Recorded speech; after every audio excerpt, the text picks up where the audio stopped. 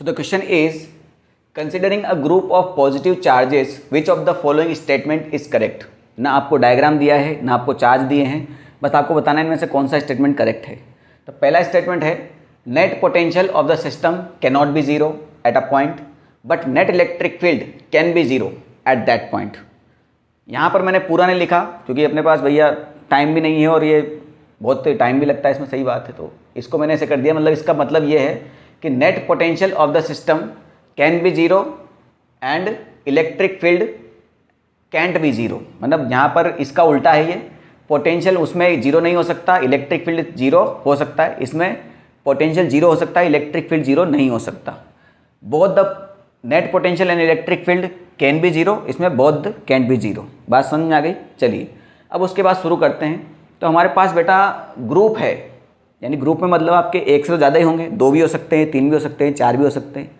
तो अपने खुद ही लेना है, खुद ही डायग्राम बनाना है, सब कुछ खुद ही करना है। तो हम मिनिमम 4 ले लेते हैं, 4 ज़्यादा सही रहेगा। और 4 हम चार्ज ले लेते हैं कहाँ पर? स्क्वायर के चारों कोनों पर। और चारों के चारों कैसे चार्ज हैं बेटा? पॉजिटिव चार्ज है, ठीक है। Which of the following statement correct? अब देखो उसने पॉइंट भी नहीं दिया कि आप कहाँ निकाल रहे हैं, ये जो आपका नेट निकाल रहे हैं आप, वो कहाँ निकाल रहे हैं वो पॉइंट भी नहीं दिया उन्होंने, है ना, बोल दिया उसमें। तो पॉइंट आपका कहीं भी हो सकता है। हम तो सबसे इजी पॉइंट कहाँ मानते हैं भैया? सेंटर। हमारा सबसे ईजीएस्ट पॉइंट कहाँ है? सेंटर। तो अब आपको ये ध्यान रखना है कि जो पोटेंशियल है वो एक स्केलर क्वांटिटी है और इलेक्ट्रिक फील्ड जो है वो एक वेक्टर क्वांटिटी है।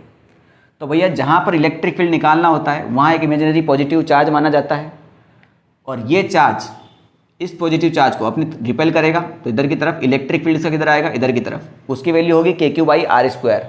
तो K कांस्टेंट, Q भी सब जगह कांस्टेंट, और ये रही इन दोनों के बीच की डिस्टेंस R, जो भी कांस्टेंट रहेगी। सेंटर के लिए तो सभी डिस्टेंस सेम ही होती है। ये चार्ज की वजह से इसके इलेक्ट्रिक फील्ड किधर आएगा? इसके जस्ट ऑपोजिट। इस चार्ज की वजह से इलेक्ट्रिक फील्ड का डायरेक्शन इधर की तरफ, और ये चार्ज की वजह से इलेक्ट्रिक फील्ड इधर की तरफ। यानी ये दोनों इलेक्ट्रिक फील्ड एक दूसरे को काट देंगे, ये दोनों एक दूसरे को काट देंगे, यानी इलेक्ट्रिक फील्ड कितना आएगा यहाँ पर सेंटर पे? 0। ट्राइंगल लेते तो सेंटर पे वापस 0 आता, ठीक है।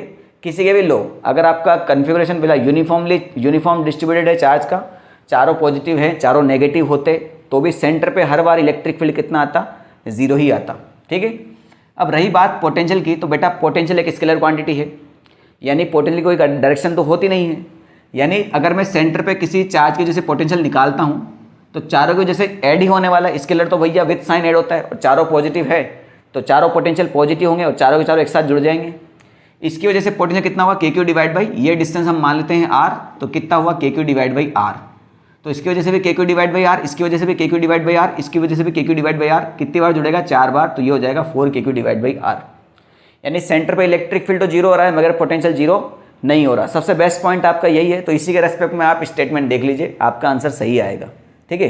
तो क्या बोला है इसने? Net potential of the system can not be 0, सही है, but electric field can B 0। तो यही आपका ऑप्शन करेक्ट है।